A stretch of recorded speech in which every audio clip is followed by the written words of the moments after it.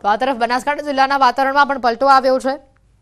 સમગ્ર જિલ્લામાં ધુમ્મસભર્યું વાતાવરણ છવાયું છે। વહેલી સવારથી ધુમ્મસભર્યા વાતાવરણથી વિઝિબિલિટીમાં ઘટાડો થયો। કમોસમી માવઠાની આગાહીના કારણે ધુમ્મસભર્યા વાતાવરણથી ખેડૂતોના જીવ તાળવે ચોંટ્યા છે। શિયાળાની રવિ સિઝનમાં જો કમોસમી માવઠું થાય તો ખેડૂતોમાં નુકસાનીની ભીતિ સેવાઈ છે। ખેડૂતોના ઘઉં, બાજરી, બટાકા, રાયડા સહિતના પાકોમાં નુકસાનીની ભીતિ તેઓ સેવી રહ્યા છે। વાત કર્યા તરફ પંચમહાલની તો જિલ્લામાં વાતાવરણમાં પલટાથી વહેલી સવારથી જ ગાઢ ધુમ્મસ છવાયું છે। વિઝિબિલિટી ઘટતા વાહન ચાલકોને મુશ્કેલી વેઠવવાનો વારો આવ્યો છે। વાદળછાયા વાતાવરણ અને હવામાન વિભાગની કમોસમી માવઠાની આગાહીને લઈને જગતનો તાજ ચિંતામાં મુકાયો છે। ધરતીપુત્રોના તુવેર, કપાસ, દિવેલા સહિતના પાકને નુકસાન થવાની ભીતિ સેવાઈ રહી છે। આગળ વાત કરીએ અન્ય સમાચારોની તો દાહોદના ગોદી રોડ અંડરબ્રિજને બંધ કરવામાં આવ્યો હોવાની માહિતી છે। આજથી 5 દિવસ માટે બ્રિજને બંધ કરવામાં આવ્યો છે। બ્રિજમાં શેડ લગાવવાની કામગીરીના કારણે તેને બંધ કરાયો છે। તારીખ 23 થી 27 ડિસેમ્બર સુધી અંડરબ્રિજ બંધ રહેશે। બ્રિજ બંધ થતા વાહન ચાલકોને હાલાકી ભોગવવાનો વારો આવ્યો।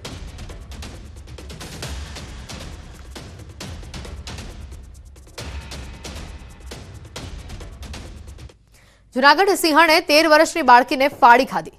વિસાવદરના બરડિયા ગામના સીમ વિસ્તારનો આ બનાવ છે કે જ્યાં મૃતક બાળકી પોતાના પિતાને બેટરી આપવા માટે જઈ રહી હતી અને ત્યારે બનાવ બન્યો। સિંહણ બાળકીને ઉપાડી જતા બાળકીના પિતાએ સિંહણ પાસેથી બાળકીને છોડાવી હતી। ગળા તેમજ શરીરના અન્ય ભાગોમાં ઈજા થતા બાળકીનું મોત થયું છે। બાળકીના મૃતદેહને વિસાવદર હોસ્પિટલમાં ખસેડવામાં આવ્યો। રાહલી બાટા નરસી નામની પરપ્રાંતીય બાળકીનું મોત થયું છે। 3 જેટલા પાંજરા ગોઠવી સિંહણને પકડવા હાલ વન વિભાગે તજવીજ હાથ ધરી છે।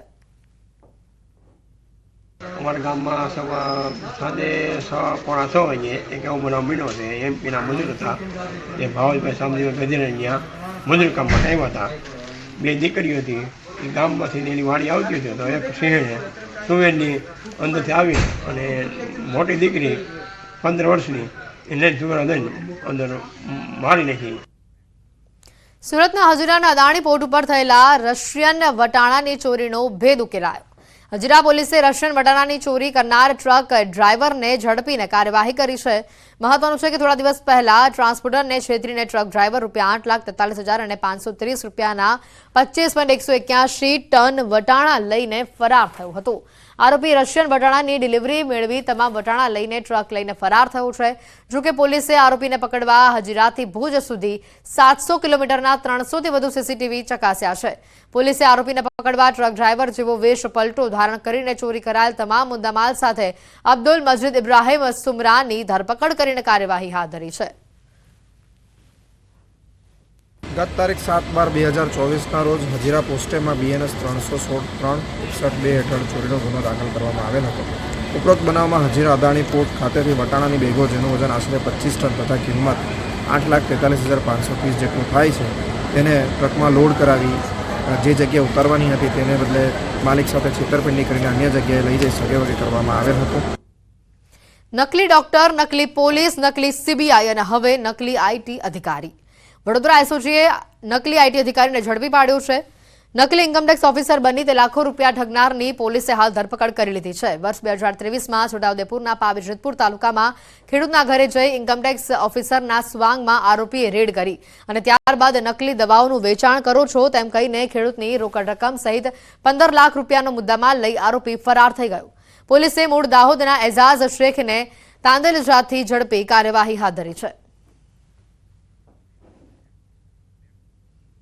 સુરતના ખડોદરામાં નકલી સિમેન્ટની ગુણી ઝડપાઈ છે। જાણીતી કંપનીના કર્મી નીતિન ઠાકરેની ફરિયાદ અનુસાર જણાવાયું છે કે ઉધના મગદલ્લા સ્થિત હિન્દુસ્તાન કાર્ટિંગ નામની દુકાનમાં રાજેશ ચતુર પટેલ નામાંકિત કંપનીના નામે હલકી ગુણવત્તાની સિમેન્ટનું વેચાણ કરે છે। તેમની પાસે નામાંકિત કંપનીની ડીલરશીપ નથી। ફરિયાદના આધારે સુરત પોલીસે કાર્યવાહી કરી હતી।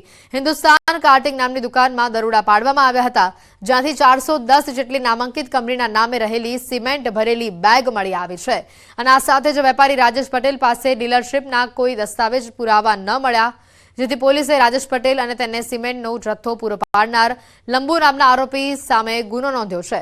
હાલ પોલીસે BNSની વિવિધ કલમો હેઠળ ગુનો નોંધી આરોપીની ધરપકડ માટે તપાસ હાથ ધરી છે। આ સાથે જ નકલી સિમેન્ટ કોને કોને સપ્લાય કર્યું છે તે દિશામાં પણ પોલીસે વધુ તપાસ હાથ ધરી છે। પોલીસે જગ્યા પર જઈ તમામ હકીકતની વેરીફાઈ કરી અને વેરીફાઈ કરતા ધ્યાને આવ્યું કે આ ડુપ્લિકેટ સિમેન્ટ અલ્ટ્રાટેકના નામે બજારમાં વેચાણ થઈ રહ્યું છે, જેથી રાજેશભાઈ ઠાકરેની ફરિયાદ લઈ પોલીસે ગુનો રજીસ્ટર કરી જે ભાઈ સિમેન્ટ ઉતારવા આવ્યા હતા તથા જે લંબુ નામના કોઈ માણસ પાસેથી તેમણે ખરીદેલું છે તે બંનેના નામજો ગુનો દાખલ કરવામાં આવેલ છે અને 1,33,000નો મુદ્દામાલ 410 બોરી કબજે કરવામાં આવેલ છે। વડોદરા વાસીઓ માટે અહીંયા સારા સમાચાર છે। વડોદરા શહેરમાં 2000 વોટર હાર્વેસ્ટિંગના કામ એપ્રિલ માસ સુધી પૂરા કરવામાં આવશે। કેન્દ્રીય મંત્રી CR પાટીલની હાજરીમાં વડોદરા શહેર ભાજપે કહ્યું કે મેયર, સાંસદ અને ધારાસભ્યો જળ સંચય માટે 11.50 કરોડની ગ્રાન્ટ ફાળવશે। 2000 જેટલા રેન વોટર હાર્વેસ્ટિંગના કાર્યક્રમ આવનારા 365 દિવસમાં વડોદરા મહાનગર દ્વારા કરવામાં આવશે। માન્ય પાટીલ સાહેબનો એક ડેશબોર્ડ છે, એ ડેશબોર્ડ ઉપર એના ફોટોગ્રાફ, કઈ જગ્યા પર કયા લોકેશન ઉપર આ કરવામાં આવ્યું છે એની સંપૂર્ણ માહિતી માન્ય પાટીલ સાહેબને આજે આ કાર્યાલયમાં ભેટ સ્વરૂપે આપીએ છીએ। ગુજરાતમાં ક્ષત્રિય આંદોલન શાંત પાડ્યા બાદ ફરી ક્ષત્રિયો એક મંચ ઉપર આવ્યા છે। અમદાવાદના કુંજાડમાં ક્ષત્રિય એકતા મહાસંમેલન યોજાયું, જેમાં ક્ષત્રિયની પરિભાષામાં આવતા ગરાસદાર, કાઠી, કારડિયા, ઠાકોર સહિતના ક્ષત્રિયોના આગેવાનો હાજર રહ્યા, જેમાં ક્ષત્રિય સમાજના અગ્રણી રાજ શેખાવત અને કાલિદાસ બાપુ હાજર રહ્યા। આ બેઠકમાં કાલિદાસ બાપુએ ચોંકાવનારું નિવેદન આપતા કહ્યું, પાન મસાલા અને ગુટખા ખાવાનું બંધ કરી આ પૈસાથી હથિયારો લઈ લો। ત્યારે રાજ ક્ષત્રિય સમાજ અગ્રણી રાજ શેખાવતે કહ્યું કે સ્થાનિક સ્વરાજ્યની ચૂંટણીમાં ક્ષત્રિયો જવાબ આપશે। તમે તમારા જો માવા ભાવાન ગુટકાન મટકાન ભેંચવાનું જે આડાવડા પૈસા કાઢતા હોય ને, તો એ પૈસા કાઢવાના બંધ કરી નાખો અને 12 મહિનાના પૈસા ભેગા કરી આવી એક સભા કરો અને એ પૈસાના હથિયારો લઈને ફટકડીઓ આપવાના ચાલુ કરી દો। રબારી સમાજ દ્વારા કુરિવાજ અને ખોટા ખર્ચને બંધ કરવા અંગે મહત્વપૂર્ણ મીટિંગ યોજવામાં આવી। અમદાવાદના સોલા ભાગવત ખાતે રબારી સમાજની બંધારણ સમિતિની કોર કમિટીના સભ્યો અને સમાજના અગ્રણીઓ દ્વારા એક મહત્વપૂર્ણ મીટિંગનું આયોજન કરવામાં આવ્યું। આ મીટિંગમાં આગામી 29 ડિસેમ્બરે સોલામાં યોજાનાર બંધારણ સુધારણા મહાસંમેલનના આયોજન અંગે ચર્ચા કરવામાં આવી। ખાસ કરીને સમાજમાં ચાલતા કુરિવાજો અને ખોટા ખર્ચને નિયંત્રિત કરવા માટે વિવિધ મુદ્દાઓ પર વિસ્તૃત મંતવ્યો અને ચર્ચા કરવામાં આવી। આ બેઠકમાં 200 જેટલા રબારી સમાજના લોકો હાજર રહ્યા હતા।